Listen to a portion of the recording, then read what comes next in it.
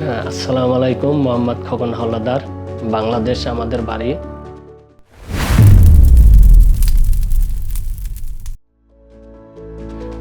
2012 সাল আয়া 12 বছরে আমি বড়কার কাজ করি, আবায়া টেইলারি কাজ। তো আমি এক দোকান মে যায়া তো এক টিকিট লেয়া ও পায়া খাইতে যায়, সবাই লইতে আছে। তারপর আমি একটা টিকিট লইছি। এই টিকিটে ইলিয়াস আলী মোবাইল শপ এক টিকিট কাটায়ে পাইছি।